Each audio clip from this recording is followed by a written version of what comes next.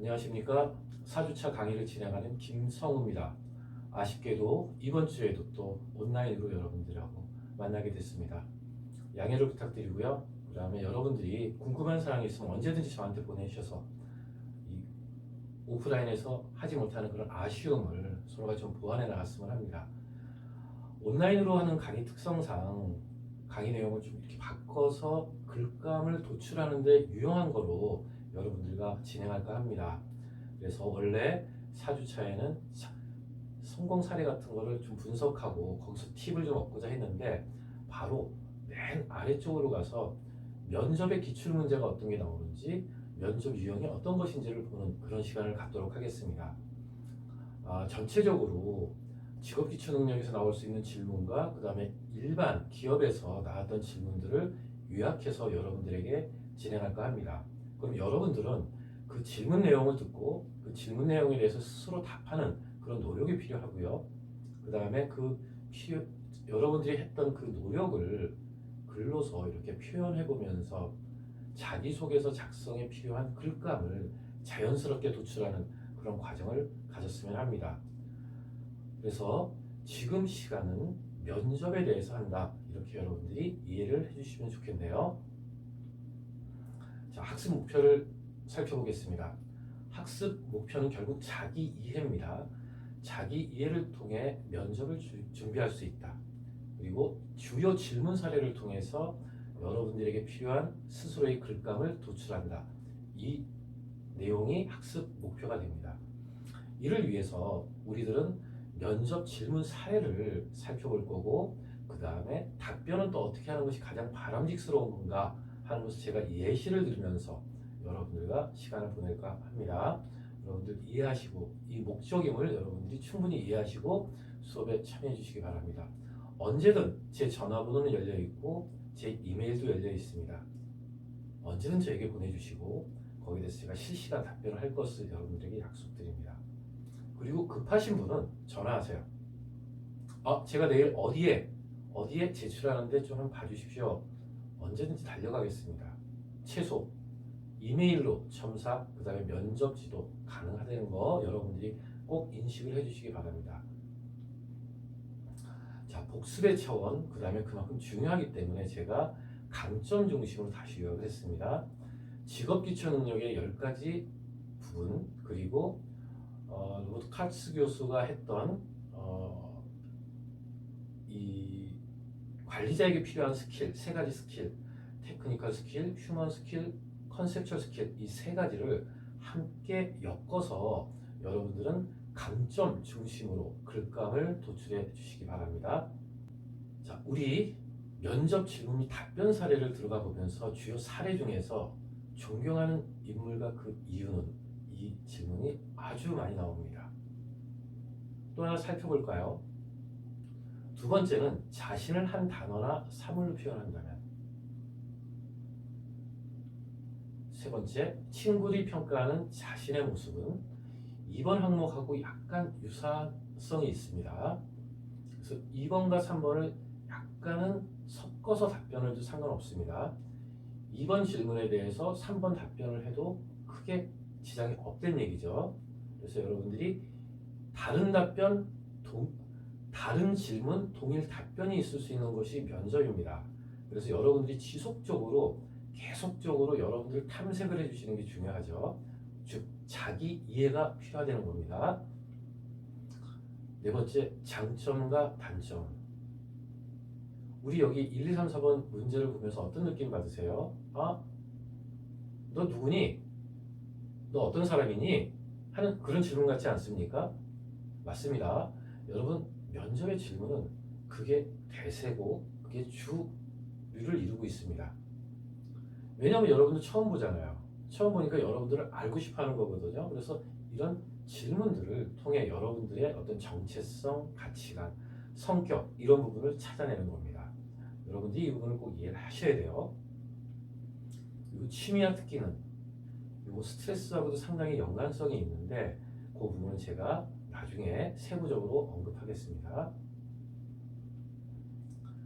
자, 인생에 지우개가 있다면 가장 지우고 싶은 과거는 좀 어려운 부분이죠.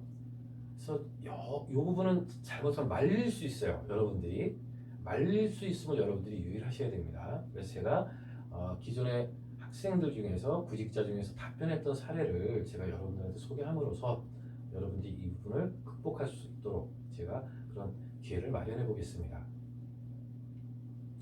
첫 월급을 받으면 무엇을 할 것인가? 이 질문도 있죠. 재밌습니다. 당신에게 직장이란 무엇을 의미하는가? 직업관에 대해서 조금 묻는 것 같지 않습니까? 그리고 얼마나 다닐 것인가? 이 9가지 질문이 가장 자주 나오는 질문 중 하나입니다. 그걸 하나하나 살펴보면은 존경하는 인물과 그 이유는 우리 신문에 보면은 그런 얘기들 많이 나오지 않나요? 요새 젊은 친구들은 존경하는 사람이 없어. 뭐 대한민국에는 어른이 없어. 뭐 이런 얘기 많이 하죠. 그리고 뭐 학원에서 학원 선생님한테 체벌을 받는 거는 참는데 학교에서 체벌을 받으면 바로 뭐 학부모님들이 달려간다든가 그런 사례가 신문 보도에 이렇게 자주 나지 않습니까? 그런 부분 때문에 여러분들 이 기성세대와의 가치관을 좀 줄이는 측면에서 이 부분을 한번 생각해 주셨으면 합니다. 그런데 대부분의 학생들은 존경하는 인물을 자기 주변에 찾지 않고 뭐 연예인이나 아니면 유명한 정치인 아니면 유명한 석학 중심으로 답변을 하는 경우가 있는데 그냥 여러분 주변에 있는 인물을 말씀하시는 게 가장 좋습니다. 예를 들어 저는 가장 추천하는 것이 고등학교 선생님입니다. 여러분들이 대학 진학에 가장 영향을 주신 분들이고 특히 1학년 때 같은 경우는 인문계, 자연계 이렇게 구분을 하죠. 그 다음에 3학년 때는 어떻게 합니까?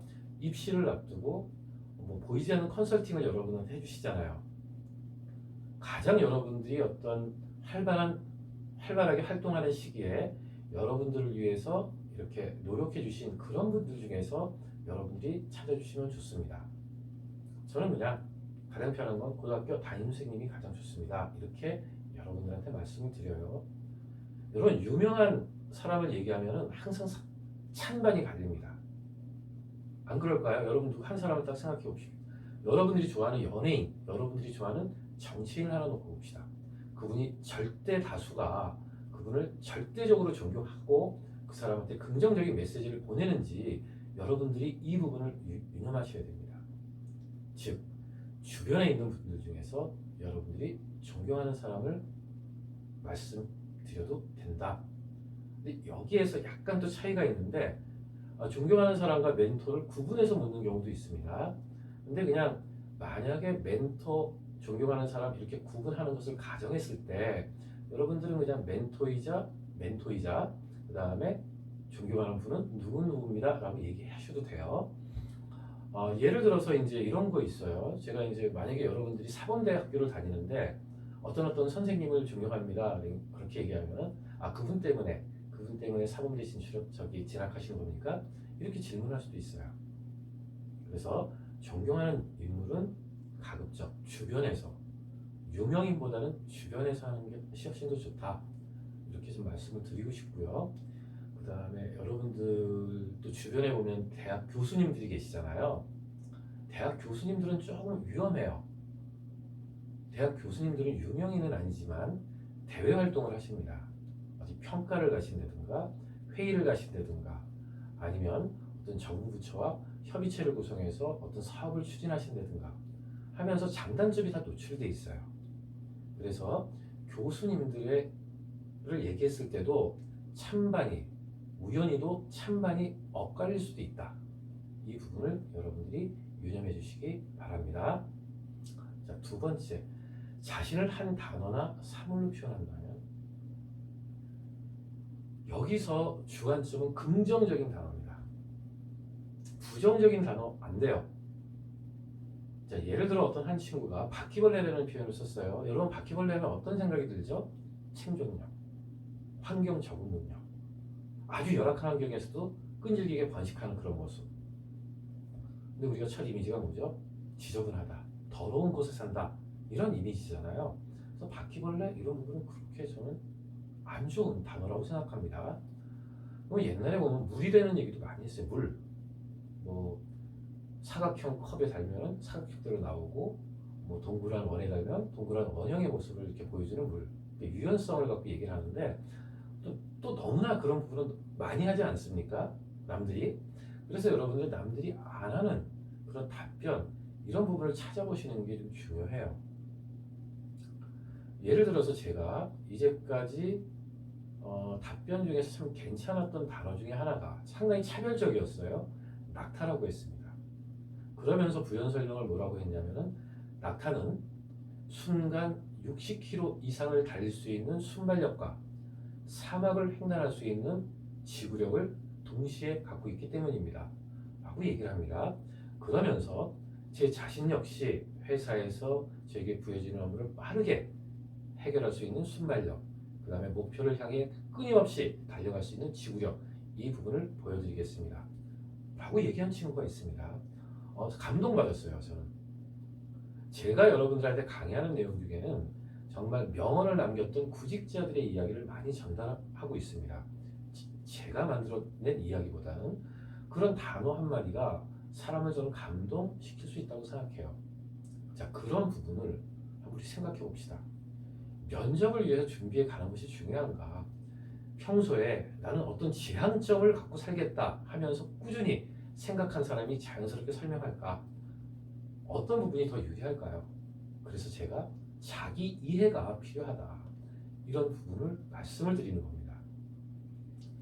세 번째, 친구들이 평가하는 자신의 모습은 여러분들이 친구들이 어떻게 평가합니까? 좋은 말도 하고 나쁜 말도 하겠죠. 여기서는 가급적 긍정적인 말, 좋은 말을 하는 것이 좋습니다. 뭐 여러분들은 이런 얘기도 많이 하세요. 엄마, 자상하다. 뭐 이런 측면에서 엄마라는 표현을 많이 하는데 제가 며칠 전에도 첨삭을 했어요. 그 자료에도 역시 주변에서 저를 엄마라고 합니다. 이렇게 나와 있어요. 너무나 자주 보이는 단어 같아요. 그래서 여러분들이 여러분들 스스로 생각하는 단어를 한번 제시하는 건 어떨까? 예를 들어서 제가 강의 때 가장 많이 하는 단어 중에 하나가 균형감입니다. 놀 때와 공부할 때를 명백히 구분해서 생활합니다. 놀 때는 미친 듯이, 공부할 때는 정말 치열하게 공부하는 그런 성격입니다. 이렇게 이야기해도 좋을 것 같아요. 그럼 이런 단어를 선택했을 때 만약에 여러분들이 면접 장소에서 내 자기소개를 하면서 균형감 있는 사람입니다라고 얘기하면 면접관들의 반응은 어떨까? 아마도 여러분들의 성적을 확인하실 거예요. 균형감? 그렇지. 놀 때 놀고 일할 때 일하는 사람이 좋지. 다 기본적인 생각을 갖고 있거든요. 그럼 여러분들을 검증할 수 있는 건 뭐예요? 성적을 딱 보게 되죠. 이 사례를 제가 정말 많이 듣습니다. 저하고 이렇게 면접 준비를 했던 학생들이 저한테 이제 피드백을 해줘요. 그때 제가 이 얘기하니까 성적 바로 확인하는 것 같습니다. 이런 얘기를 많이 합니다. 그럼 균형감 이런 단어 괜찮죠? 여러분들 아마도 여러분들은 뭐 엄마 그 다음에 뭐 도전적인 인재 뭐 이런 식의 답변을 많이 하겠지만 남들과는 좀 다른 접근을 해주실 것을 조금 당부드립니다. 자, 장점과 단점. 장점은 어렵지가 않아요. 면접에서. 근데 과하면 안 좋습니다. 근데 단점은 적어도 조직 생활에 위해가 될 수 있는 요인, 조직 생활에 부적응할 수 있는 그런 모습, 이런 단어는 안 좋습니다. 날카롭다, 직선적이다, 이런 단어 아주 안 좋습니다. 그냥 좀 생각이 좀 깊습니다 정도가 가장 무난하지 않을까 저는 그런 생각이 들어요. 예를 들어서 실행은 빠르나 계획하는데 계획 수립에 다소 시간이 걸립니다. 신중한 편입니다. 그게 제 장점이자 단점입니다. 이 정도로 접근을 해주시면 어떨까? 그렇게 여러분들에게 제안을 드리고 싶군요. 취미와 특기. 여러분 취미 얘기하면 그냥 얘기하면 돼요. 저는 스트레스를 받을 때 왜 스트레스 얘기하지 마세요. 이 부분에 대해서 상당히 민감하게 제가 강의 때 좀 반응하는 편인데 개인 코칭 때도 마찬가지입니다. 이게 좀 이 혼용이 되는 측면이 있어요. 여러분들은 취미는 스트레스 풀려고 여러분 취미생활 합니까? 뭐 자기 개발하려고 하는 겁니까? 저는 재충전의 시간이라고 생각해요. 취미가 본업이 될 수 있으면 가장 좋겠지만 본업이 되는 경우는 그렇게 많지 않거든요. 또 본업이 되면 그 취미로서의 가치를 잃어버립니다. 그래서 취미는 여러분이 좋아하는 거 얘기하면 돼요. 뭐 여행도 좋죠. 여행, 뭐 등산, 낚시, 뭐 여러 가지 레저 활동 이런 중심으로 얘기해도 되고 뭐 독서 이런 것도 좋아요. 근데 이제 이 취미를 얘기했을 때 따라 들어오는 말들, 흔히 얘기해서 여러분들 꼬리에 꼬리를 무는 질문들이 뭔가를 생각해 보셔야 됩니다. 여러분들 만약에 등산입니다, 여행입니다 그러면 뭐라 그럴까요? 어느 산을 주로 다닙니까? 그 산은 누구하고 갑니까? 가장 최근에 갔다 왔던 산은 어디입니까? 이런 질문이 따라 나오죠. 여러분들 만약에 배드민턴 이런 거 누구하고 칩니까? 파트너가 있어야 되니까. 뭐 동호회 가입합니까? 이런 질문들이 따라 나와요. 그리고 이제 독서 이렇게 얘기하면 아 좀 혼자 하는 걸 좋아하네. 그래서 좀 혼자 하는 걸 좋아하시나 보죠. 뭐 이런 식으로 뭐 대인관계 능력을 약간 부정적으로 볼 수도 있어요. 또 한 가지는 독서했다 그러면은 가장 최근에 읽은 책은 무엇입니까? 그리고 면접관에게 추천하고 싶은 책은 무엇입니까? 이런 질문들이 따라 나온다는 거 여러분들이 기억해 주시기 바랍니다. 자, 듣기는 잘하는 거죠. 업무 연관성이 있어도 괜찮아요. 특히 엑셀, 파워포인트 이런 거 좋습니다. 여러분들은 입사를 하게 되면 아마 엑셀을 가장 많이 활용하실 겁니다. 그 다음에 아마 파워포인트가 아닐까. 기성세대보다는 여러분들이 확실히 학교에서 배우잖아요. 기성세대들, 특히 면접관 되신 분들은 학교에서 배우는 경우가 거의 없어요. 뭐 자기 학습, 그냥 실무를 하면서 자연스럽게 습득한 기술인데 여러분들이 특기에다가 엑셀이나 파워포인트 잘합니다 하면은 여러분들을 조금 긍정적으로 바라볼 겁니다. 왜? 아, 이 친구가 들어오면 내가 좀 편해지겠구나. 우리 팀원들이 좀 편해지겠구나. 이런 생각을 하게 된다는 거죠. 아시겠죠? 여러분 기억을 해주셔야 됩니다. 자, 인생의 지우개로 가장 지우고 싶은 과거는 치명적인 실수나 자신의 아픔을 얘기할 필요는 없습니다. 뭐 제가 강의할 때 얘기하는 것 중에 하나는 뭐 이중전공 얘기를 하거나 복수전공 얘기를 합니다. 4학년 들어서 생각해보니 이런 부분을 이중전공 했었으면 하는 아쉬움이 있습니다. 그 선택의 순간으로 돌아간다면 저의 하나를 고집했던 것을 지우고 싶습니다. 이 정도가 가장 무난한 수준입니다. 제가 여러분 속속히 여러분들 앞에 가지를 못하기 때문에 여러분들의 얘기를 들을 수가 없는 한계점이 있지만 여러분들과 제가 만약에 1대1로 코칭을 한다면 같이 대화를 나누면서 여기에 나와 있는 단어에 대해서 가장 적합한 답변이 무엇인가를 여러분들의 앞에 아마 소개할 것 같습니다. 여러분 저에게 자주 연락 주세요. 저는 여러분들하고 만나자고 있는 거지 피하고 있는 사람이 아닙니다. 3층에 있는 미래관 3층에 있는 시창업 지원센터에 오면 저는 여러분들과 항상 만날 준비를 하고 있습니다. 그리고 뭐 4학년 같은 경우는 학교 안 오는 날이 많잖아요. 그러면 전화하세요. 제가 서울을 가는 한이 있던가 아니면 전화 통화로도 여러분들과 충분히 여러분들과 대화를 나눌 수 있습니다. 그러니까 여러분들 부담 갖지 마시고 편하게 저에게 연락 주시기 바랍니다. 자, 첫 월급을 받으면 무엇을 할 것인가? 이거 우리나라의 정서죠. 근데 이제 여기서 말리는 친구를 제가 몇 명 봤어요. 자, 해외 경험이 없어. 어학연수 경험이 없어. 거기에 대한 컴플렉스를 갖고 있죠. 컴플렉스 가질 필요가 없는데. 그러니까 뭐라고 얘기해요? 해외여행입니다. 아, 여러분 가능합니까? 직장 생활하면서 국내 여행도 어려운데 해외여행을 가겠다고 얘기한다. 현실적이지가 않습니다. 그리고 나의 약점을 보완해낼 수도 없어요.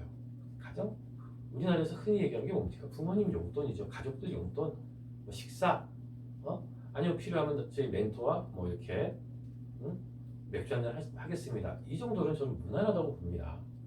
그래서 여러분들이 이 부분에 그냥 좀 자연스럽게 멋있게 얘기하려고 하지 말고 자연스럽게 저는 구직 활동은 자연스럽게 하는 것이 가장 좋다고 생각하는 사람들 1인입니다. 당신의 직장이란 무엇을 의미하는가? 여러분 직장 왜 다니려고 그러세요? 그 직업 윤리나 이런 데 보면은 재무적인 도움이 분명히 언급하고 있습니다. 근데 그 부분 우리나라 사람들은 괜히 돈 얘기하면 좀 부정적으로 바라보는 시각이 있어요.